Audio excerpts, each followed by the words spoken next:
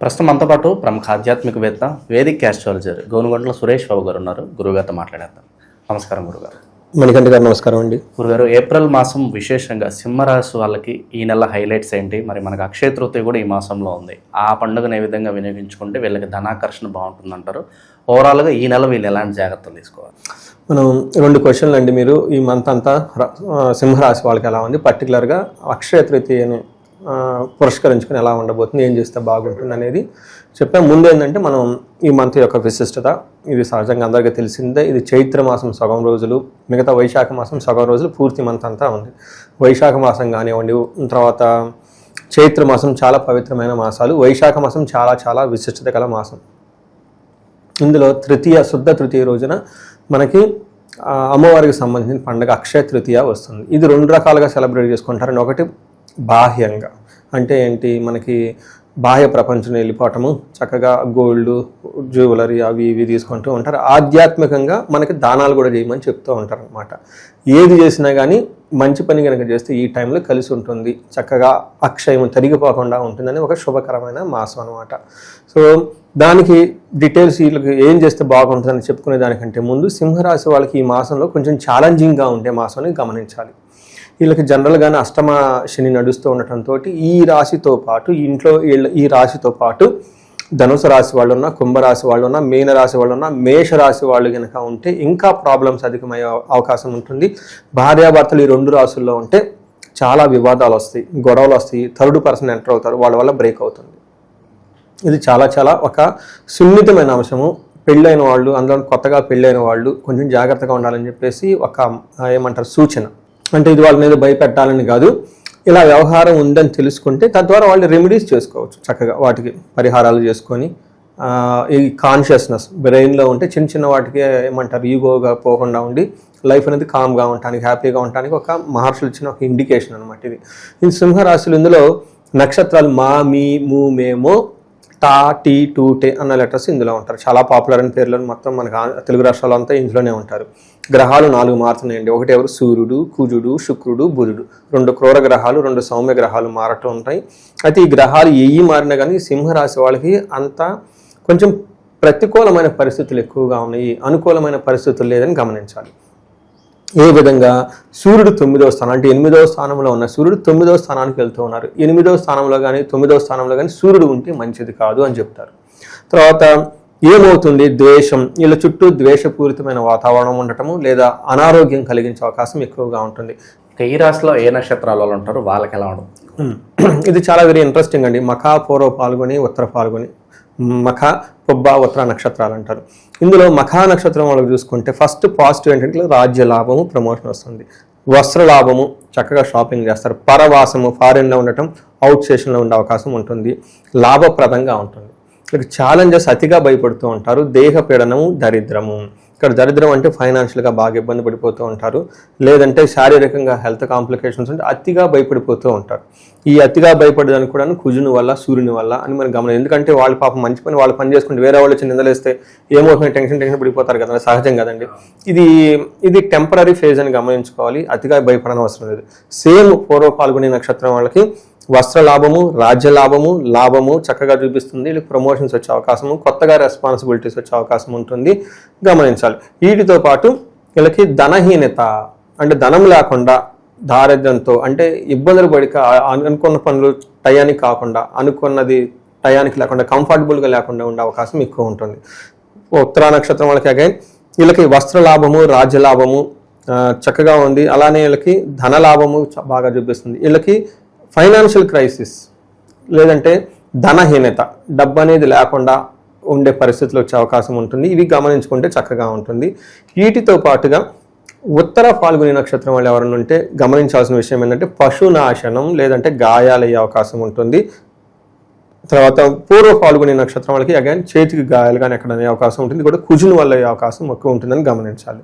So వీటితో పాటు మఖా, పూర్వ పాల్గొనే నక్షత్రం వాళ్ళు ఏదైనా కనుక చెస్ట్ రిలేటెడ్ ప్రాబ్లం వచ్చినా, సీవియర్ గ్యాస్ట్రైటిస్ వచ్చే అవకాశం ఎక్కువగా ఉంటుంది. ఈ టైంలో ఫుడ్ కొంచెం జాగ్రత్తగా కంట్రోల్ పెట్టుకోవడం చాలా అవసరం. తర్వాత ఇప్పుడు సమ్మర్ కాబట్టి ఈ టైంలో ఇన్ కేసు వాళ్ళకి ఆ చెస్ట్ కానివ్వండి లేదంటే గ్యాస్ట్రైటిస్ ప్రాబ్లమ్స్ వచ్చి పట్టుకున్నంటే ఇవి హార్ట్ రిలేటెడ్ పేషెంట్స్ ఎవరైనా ఉంటే కొంచెం జాగ్రత్తగా ఉండటం ఎంతైనా అవసరం. నెగ్లిజెంట్ లేకుండా ఇమ్మీడియట్గా హాస్పిటల్కి వెళ్ళిపోవటము, డైట్ చేంజ్ చేయటము, ఎండలో తిరగటం ఆపేయటము, కొంచెం జాగ్రత్తగా కంఫర్టబుల్గా ఉంటే ఈ 2 నక్షత్రాలకు బాగుంటుందండి. వీటితో పాటు కుజుడు 8వ స్థానంలో ఉన్నారు. 8వ స్థానంలో కుజుడు ఉంటే అనుకున్న పనులు కాకుండా ఆటంకాలు వచ్చి ఆగిపోతాయి. తర్వాత ఒక ప్రమాదకరమైన సూచనలు సంఘటనలు జరిగే అవకాశం ఉంటుందని గమనించుకోవాలి. తర్వాత 10వ స్థానంలో శుక్రుడు ఉండటంతో గొడవలు, కలహము. 8వ స్థానంలో బుధుడు ఉంటే మాత్రము పుత్ర లాభము, అనుకున్న విధంగా ధన సంపాదన అయితే సంపాదించుకుంటారు అని మనకి శాస్త్రంలో వివరించడం జరిగింది. ఇదంతా సూక్ష్మంగా క్లుప్తంగా ఎలా ఉంది ఈ గ్రహాలు మార్పు వల్ల మనం తెలుసుకున్నాం. దీన్ని సూక్ష్మ గోచారం, లఘు గోచారం అంటారు. మనకి సూర్యుడు 8వ ప్లేస్ నుంచి 9వ ప్లేస్లో మారటంతో ఏమవుతుంది అంటే చాలా వెరీ ఇంట్రెస్టింగ్ అండి. ఇది సింహరాశి వాళ్ళు గమనించుకోవాలి. మీరు చాలా ఇన్నోసెంట్ పీపుల్, కానీ మీ చుట్టూ ఉన్న వాళ్ళని మిమ్మల్ని చాలా క్రూరులుగా, దుష్టులుగా చూస్తూ ఉంటారు. ఇది గమనించుకోవాలి మీరు. వాళ్ళ బుర్రలో ఉన్న టెన్షన్ అంతా మీ మీద వేసేసి వెళ్ళిపోతారు. అంటే ఈ టైంలో మీకు ఎలా ఉంటుంది? నిందాపరాధ అంటే you are an innocent person, pure people, కానీ వీళ్ళ మీద నిందలు వచ్చి పడే అవకాశం ఎక్కువగా ఉంటుంది.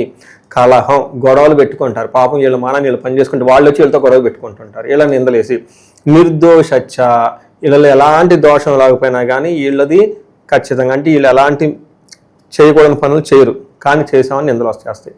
వీళ్ళ మానేలు ఏదో పని చేసుకుంటారు. ఎవరో పోయి దారిని పోయే వాళ్ళు వచ్చేసి వీళ్ళని గబగబా తిట్టేసి వెళ్ళిపోతూ ఉంటారు. దీంతోపాటు ధనక్షం, డబ్బు పోతుంది. పుణ్య లాభార్థ నాశాచ, మంచి పనితో ఏదైనా కనుక చేద్దామని అనుకుంటే ఆ పని కాస్త రివర్స్ అయ్యి వీళ్ళ మీద నెత్తిన పడే అవకాశం ఉంటుంది. దీన్ని బట్టి చాలా చాలా ఆలోచించుకోండి. Mind your own business, mind your own family, mind your own body, mind your own self. ఏదో వెళ్ళిపోయి ఏదో చేద్దామని చేసే టైం కాదు. వృధాగా చేస్తే మీ మీద నిందలు వచ్చి పడతాయి కాబట్టి జాగ్రత్తగా ఉండాలి. కానీ ఓవరాల్గా ఈ మాసం అంతా మంచిగా మాత్రం ఎండ్ అవుతుందండి, అది మాత్రం గమనించుకోండి. కాకపోతే మధ్యలో అటు ఇటు ట్విస్ట్లు ఉంటాయి అనమాట, మూవీలో ఉన్నట్టు. అలానే వీళ్ళకి కుజుడు 8వ స్థానంలో ఉండటం, ఇది కూడా మిక్స్డ్గా ఉంటుంది. 8వ స్థానంలో కుజుడు ఉండకూడదు. ఏమవుతుంది? కార్యహాని ఏమంటారు?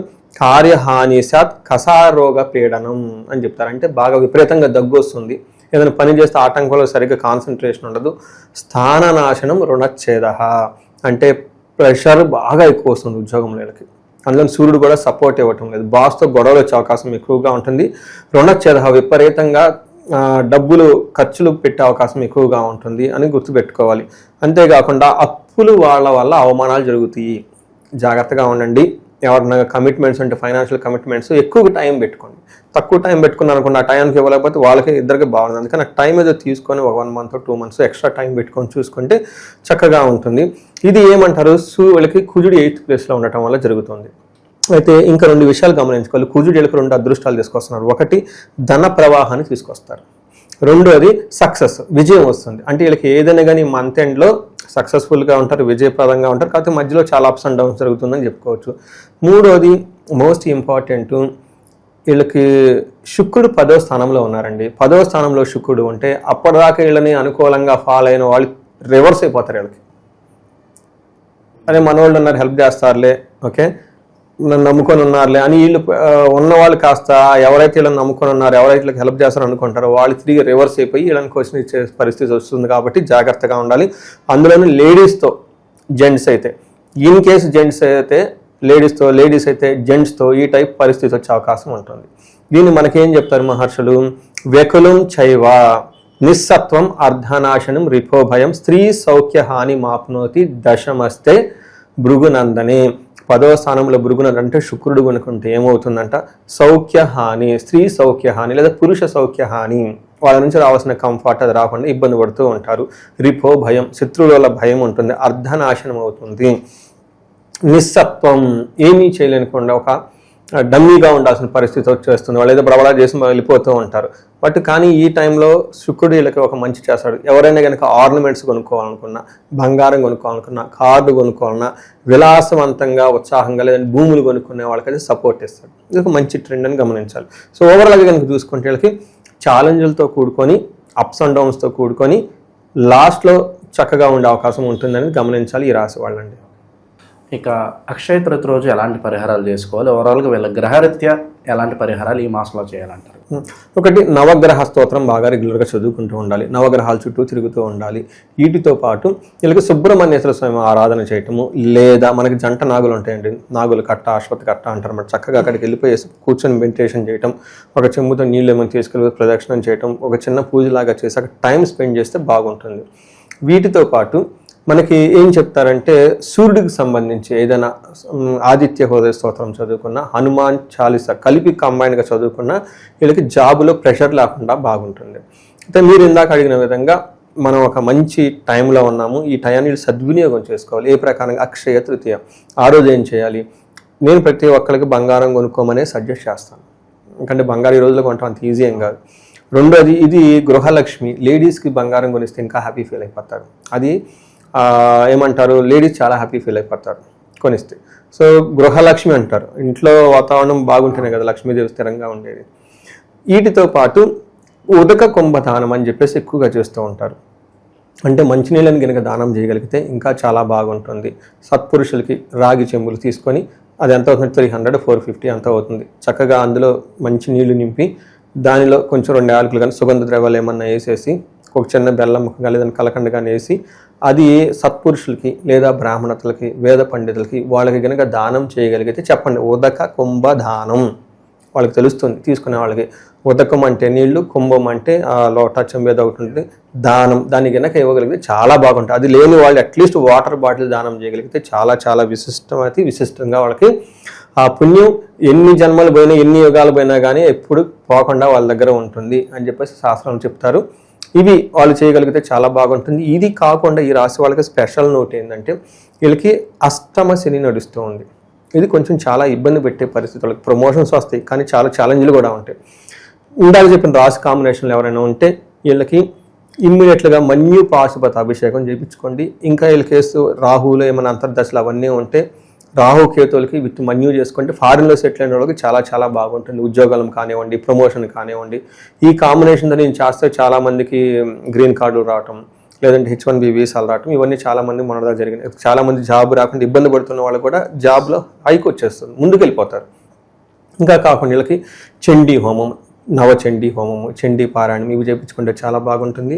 ముఖ్యంగా ధనానికి చాలామంది ఇబ్బంది పడిపోతూ ఉంటారు. స్వర్ణలక్ష్మి విశేష హోమం చేయించుకోవటము, లేదా స్వర్ణలక్ష్మికి విశేష హోమం బదులు అట్లీస్ట్ అభిషేకం చేయించుకోవటం, కుబేర పాశుపత అభిషేకం చేయించుకుంటూ ఉంటే చక్కగా ధన ప్రవాహం వస్తుంది.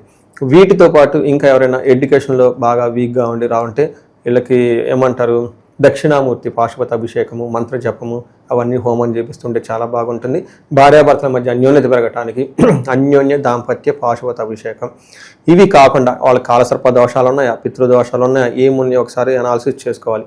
ఇంకొకటి, వీళ్ళ వయసు 35 to 45 ఉంటే రీసెర్చ్ గ్రూప్గా చేసి వాళ్ళకి 10 years ట్రాక్ రికార్డు ఉండి సడన్గా ఆగిపోయారు, లైఫ్లో రివర్స్ అయిపోతుంది అనుకుంటే ఒక్కసారి జాతక చక్రం చూపించుకోవాలి.